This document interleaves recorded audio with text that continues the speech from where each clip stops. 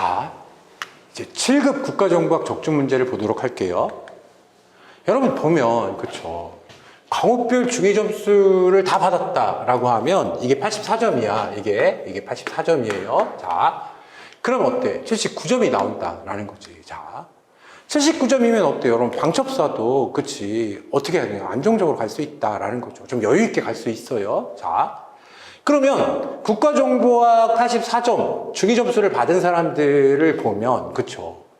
76, 77, 78, 87까지 있잖아. 그쵸? 그러니까 국가정보학 84점 받는 게 어때요? 이번 시험에서 그쵸? 이게 키워드였다라는 거죠. 자, 그러니까 이게 키였다는 거야. 그쵸? 자, 국가정보학 84점 받는 게 굉장히 중요한 일인데 사실 어때요? 84점 받기가 생각보다 어려워, 여러분. 자, 그러면 이게 이렇게 국가정보학 점수가 높아진 이유가 뭘까요? 문제가 쉬워지지도 않았어. 굉장히 어려워졌어, 생각보다. 그럼에도 불구하고 어때요? 이렇게 국가정보학 점수가 높은 이유는 이제 남들은 다 뭐예요? 그쵸? 다 이기론으로 공부하기 때문이다라는 거야. 국가정보학 점유율도 어때요? 제가 68%야. 그쵸? 다른 선생님들 다 합쳐도 어때요? 제 점유율을 따라올 수가 없단 말이에요. 자. 그리고 여기 이런 점수를 받은 분들 있잖아. 자, 뭔가 빠지는 점수가 없잖아. 그치? 정보사회론이 이렇게 망했다 하더라도 어때? 다른 점수들은 다 좋단 말이에요. 그쵸? 자, 그래서 지금 골고루 적어도 어때? 중위 점수 정도를 맞아야 안정적으로 방첩사라도 갈 수 있다라는 거죠. 자, 어떻게 해야 확실하게 합격할 수 있는지를 어때? 여러분 생각을 해봐야 돼. 자. 그러면 자 지금 제시문의 개념을 수행하기 위한 어때 수단 중 가장 거리가 먼 게 뭐냐라는 거죠. 국가정보 등 정보기관의 활동에 대해서 업무 범위와 책임의 소재 및 한계를 분명히 함으로써 권한을 자의적으로 오용 또는 악용하지 않도록 법, 제도, 기타 통제 방법을 통해서 견제함을 의미한다. 이는 효율적이고도 안정적인 목표에 부합하는 업무를 수행할 수 있도록 하는 일련의 조치를 말하는데 거리가 먼 거야. 그쵸? 이거는 어때? 학술 연구기관에 의한 감시죠. 자, 생각을 해보면 그쵸? 정보통제는 어때? 입법부, 행정부, 사법부, 언론 등 모든 기관의 어때? 감시 감독을 의미한다라는 거 해서 여기 학술은 없잖아. 그쵸? 여기 학술 연구기관에 의한 감시 이런 건 없단 말이에요. 자, 그 다음에 2번 다음 중 국가정보의 분류에 대한 설명으로 가장 적절하지 않은 것은 자 이거는 1번인데 자 정보 목표의 대상 지역에 따라서 어때 국내 정보와 국외 정보로 구분되는데 오늘날 대부분의 민주국가는 어때 국외 정보에 치중하면서 국내 정보 활동은 법적으로 금지하는 경향이 있다라는 거죠. 이것도 보면 사실 어려웠는데 여러분 잘 봐. 지금 이기론 기본서 22페이지에는 뭐라고 되어 있냐 하면 국내 정보 역시 국외 정보와 유사하게 어때 국내 보안 정보와 국내 정책 정보로 구분하는데 국내 보안 정보는 뭐예요? 이게 방첩 정보란 말이야. 그렇죠? 국내에 침투한 간첩이나 반국가 세력의 안보 위협으로부터 국가의 안전을 유지하는 데 필요한 정보를 말한다라는 거죠. 자, 그러면 생각해보면 다시 생각을 해보면 자 지금 국내 정보 활동을 법적으로 금지한다는 건 어때요? 방첩 정보를 법적으로 금지한다는 거니까 어때? 말이 안 되는 거잖아. 그쵸? 그래서 어때요? 그쵸? 이거는 어때? 1번이 잘못됐다라는 거죠. 자. 다음 중 정보 분석의 절차와 단계에 대한 설명으로 어때? 가장 적절하지 않은 것. 자. 이거는 2번인데, 그쵸? 이것도 보면 가설 설정은 어때? 분석 과제와 관련해서 존재할 수 있는 모든 가능성을 고려해서 최대한 많은 가설을 도출하되 상식적으로 수용할 수 있는 범위를 넘어서는 가설은 오히려 정상적인 분석 판단에 지장을 초래할 수 있으므로 배제해야 한다라고 돼 있죠. 자, 지금 가급적 제기된 문제와 관련된 문헌들을 철저히 탐색해서 어때? 가용한 모든 가설을 제시해야 되는 거. 요건인데 모든 아이디어를 검색할 때까지 어때? 성급한 결론을 내려서는 안 된다라고 해서 읽었으면 어때요? 바로 찍을 수가 있었단 말이에요. 자, 다음 중 국군 방첩사령부에 대한 설명으로 가장 적절하지 않은 것이죠. 가장 적절하지 않은 것. 자, 지금 3번인데 방첩수사 관련 국가보안법 위반 사범은 수사할 수 있으나 군인, 군무원에 대해서만 수사할 수 있고 민간인에 대해서는 수사할 수 없다라는 거예요. 그렇죠? 그러면 국가보안법 위반 사범이라고 돼 있잖아. 그럼 생각을 해보세요. 자, 지금 국가보안법인데, 그렇죠? 국가보안법뿐만 아니라 남북교류협력에 관한 법률, 집회 및 시위에 관한 법률인데 여기 어때요? 그치? 군인만 된다는 얘기, 군인과 군무원만 된다는 얘기가 어딨어? 민간인 안 된다는 얘기가 없잖아. 이해했죠? 군인, 군무원에 대해서만 수사할 수 있다라고 하면 어때? 틀린 거란 말이야. 그쵸? 자, 그래서 이것도 어때? 이기론 1043페이지에 나온다라는 거죠. 자, 제시문에 부합하는 정보분석기구의 유형으로 가장 적절한 것이다 라고 하면, 그쵸? 이거는, 자, 2차 세계대전 이전 미국이다 라는 거죠. 그쵸? 그 다음에 이전 미국의 각 정보기관이 개별적으로 수집 및 분석 활동을 한 데에서 유리하고, 부서 간의 교류 없이 수집 및 분석된 정보는 해당 부서에서 활용하고, 생산부처에서 필요한 정보를 신속하게 제공, 부처 업무에 전문성이 있는 분석관이 분석함으로써 신뢰성이 증가하고, 정보 분석의 중복, 협업 부족으로 어때? 조기 경보 제한 요소는 상존한다라고 하는 건데, 분산형이잖아. 그쵸? 이거는 틀리지는 않겠지만, 잘 보면, 자, 지금 어때? 2차 세계대전 이전 미국이다라는 거죠. 그쵸? 그 다음에 한번 읽어보면, 통용되는 모델로 미국의 국무성, 육군, 그리고 해군이 각자 수집 및 분석 기능을 가지고 부서 간 교류 없이, 그치. 부서 간 교류가 없다는 게 있었잖아. 그쵸? 자, 부서 간 교류 없이, 자, 해당 부서의 활동에 활용되는 것이 이 모델이고, 각 부처의 정책 요소에 필요한 정보 분석을 즉각적으로, 그리고 전문적으로 제공한다라고 돼 있는데, 자, 신속하게 제공하고 전문성이 있는 분석관이 분석하면 신뢰성이 증가한다라는 거니까 그냥 분산형 이렇게 맞힐 수 있지. 자, 다음 중 국가정책과 정보의 관계에 대한 설명으로 적절하지 않은 것이죠. 자, 이거는 3번인데 국가정보는 국가정책 효과와 비용 등을 검토하고 예측 평가할 수 있다는 점에서 정책을 지원하는 것을 넘어서 정책을 주도하는 기능을 할 수 있다라는 거죠. 자, 그러면 생각해보면 그게 말이 안 되는 거잖아. 정책 결정자는 정보 분석관의 의견을 제시할 수 있지만 반대로 정보 분석관은 그들의 정보 분석에 기초한 정책 대안을 권고할 수가 없다라는 거죠. 자, 이걸 뭐라고 하는 거야? 반투과성 막이라고 하는 거예요. 반투가 성막이 아니라 반투과성 막이라고 하는 거예요. 자, 그 다음에 10번이죠.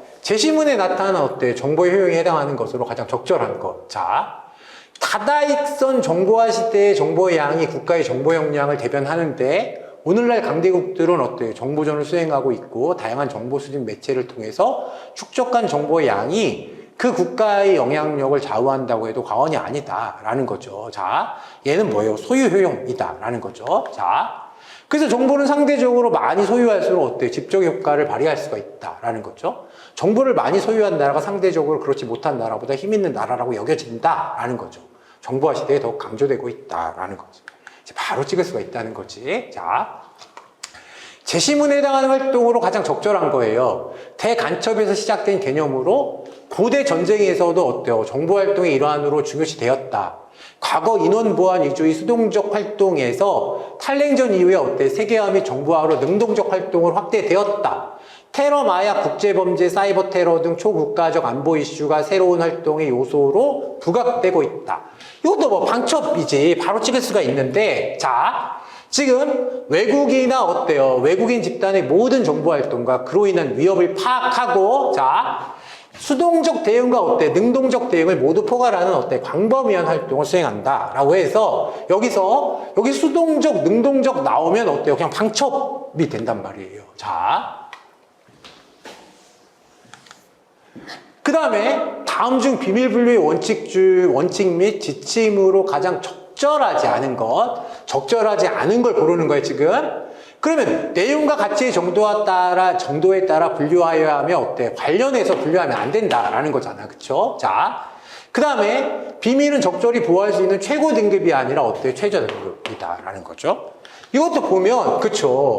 지금 분류 원칙을 보면 최저 등급으로 분류하되 그 자체의 내용과 가치 정도에 따라 분류하여야 하며 다른 비밀과 관련하여 분류해서는 아니 된다라고 해서 그쵸?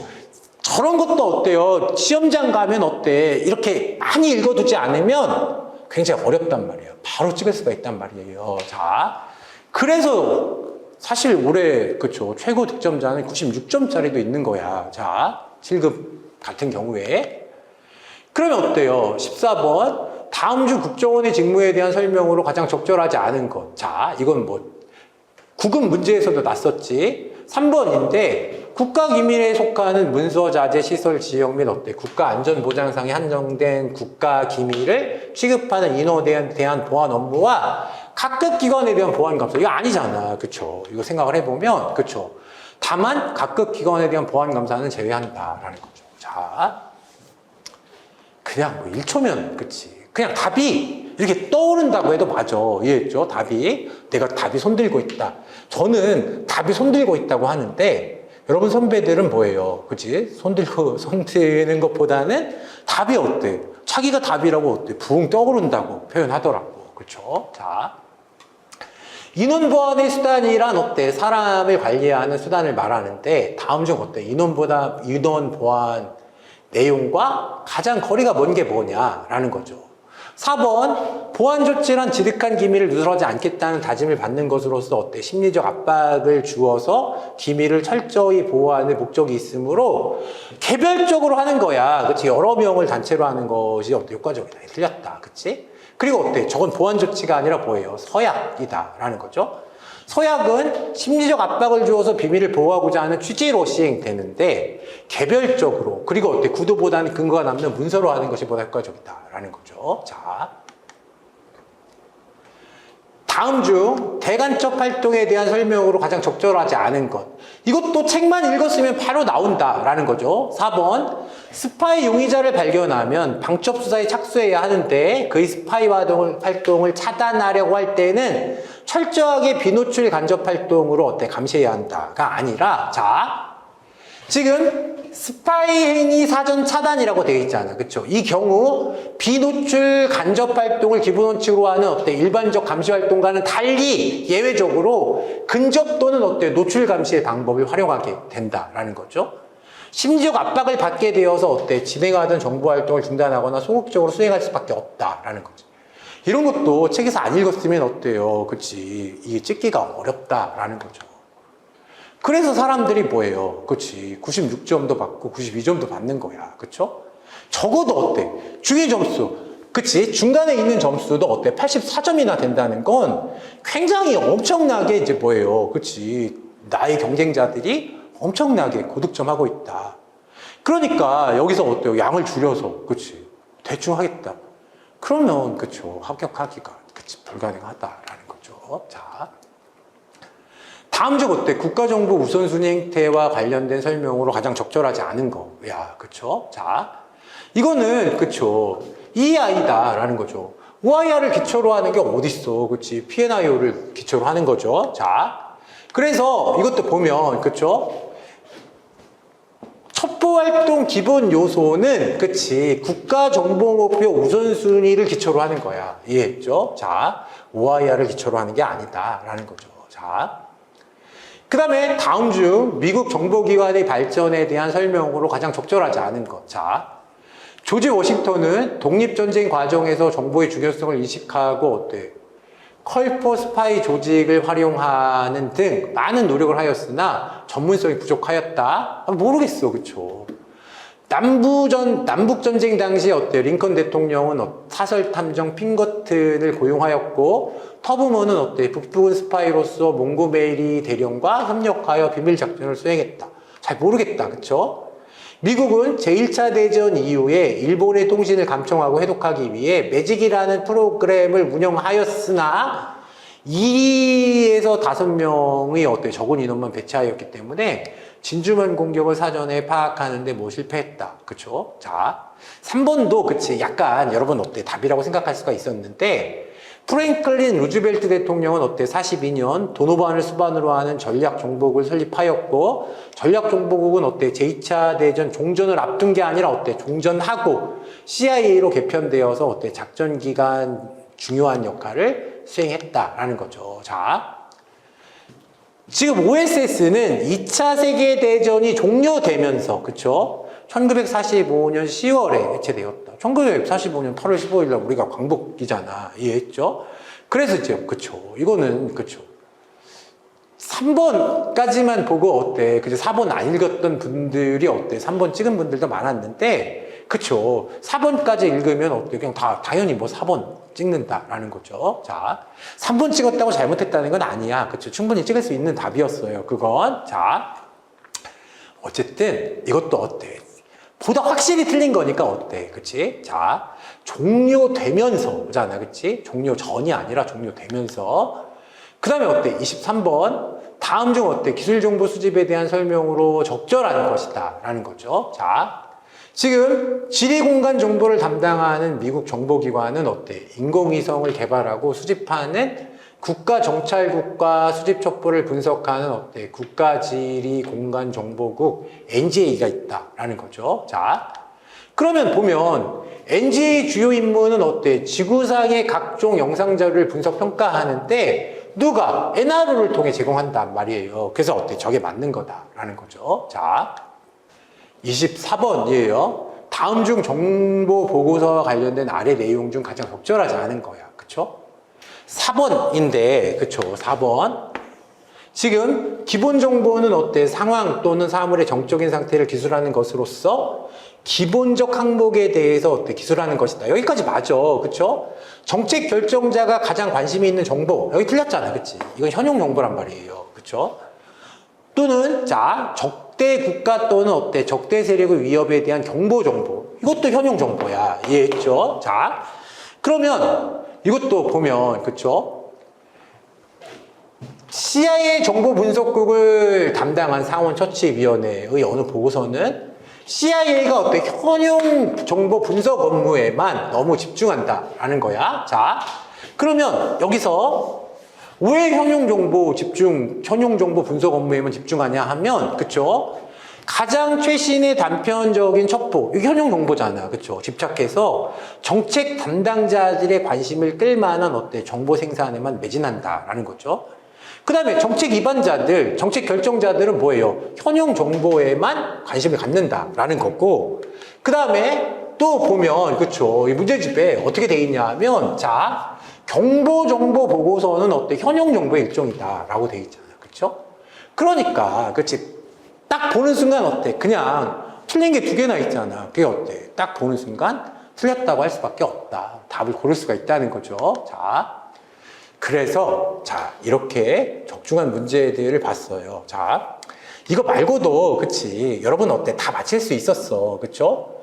그치. 주기 점수가 84점이고 어때? 92점 이상 받은 사람들도 어때? 많다. 많은 건 아니지만 어쨌든 어때? 그치? 많아졌어. 생각보다. 그러면 이제 어때요? 어떻게 공부해야 되겠어요? 잘 단권화된 책으로. 왜? 교수님들 교과서에서 어때? 워딩 그대로 나와. 그러니까 단권화가 잘 된 책을 어때요? 계속 보는 거야. 시험 볼 때까지. 이해했죠? 심지어 어때? 문제집도 안 봤다는 분도 있어. 그쵸? 사실 문제집을 보면 어때요? 그죠? 안 보는 건 너무 극단적인데 문제집도 보고 어때? 기본서도 보면 어때요? 언제나 조합이 강력하거든? 이게 하나만 하는 것보다는 어때? 조합이 강력한 거야. 그쵸? 자, 그래서 어쨌든 그쵸? 그런데 어때요? 문제집은 확실히 어때요? 기본서보다는 정보량이 좀 작잖아. 중요한 것들만 있단 말이에요. 그런데 실제로 어때요? 고득점 하려면 구석에 있는 것까지 어때? 다 알아야 돼. 그쵸? 사람들이 이기론으로 공부하기 시작한 게 이제 2년 됐고 이제 3년째인데 여러분 잘 봐. 이기론으로 공부하기 시작하면서 국가정보학 점수가 한 20점 이상 올랐다라는 거예요. 22년에도 난도는 지금이랑 되게 비슷했단 말이야. 그런데 그때 사람들은 정보사이론보다도 어때? 국가정보학 점수가 낮았어. 그쵸? 또 작년에, 그치? 작년 어때요? 9급, 그치? 9급. 자, 작년 9급 국가정보학이 어때? 처음 어렵게 났는데, 이제 어때요? 9급 준비하는 분들도 어때요? 이기론으로 공부하니까 어때요? 올해 더 어려워졌어도 어때요? 그냥 작년과 중위 접수가 그대로 유지되잖아. 그쵸? 그 23년하고 어때요? 24년 보면, 그쵸? 23년은 어때요? 이게 정답선지 25개가 전부 어때? 이기론에 있었단 말이야. 그때도 뭐예요? 최고 점수는 92점이었었고, 그쵸? 중위 점수는 84점이었는데, 올해, 그치. 작년보다 조금 더 어려워졌다고 할 수 있는데도 어때요? 오히려 어때? 최고 점수는 96점으로 올라갔고, 그 다음에 어때? 중위 점수도 어때? 84점으로 똑같이 유지된다라는 거야. 이해했죠? 어떻게 해야 합격하는지를 한번 생각해 보는 계기가 됐으면 좋겠어요. 자, 그래서 오늘 여기까지 하도록 할게요, 여러분. 수고하셨습니다. 감사합니다.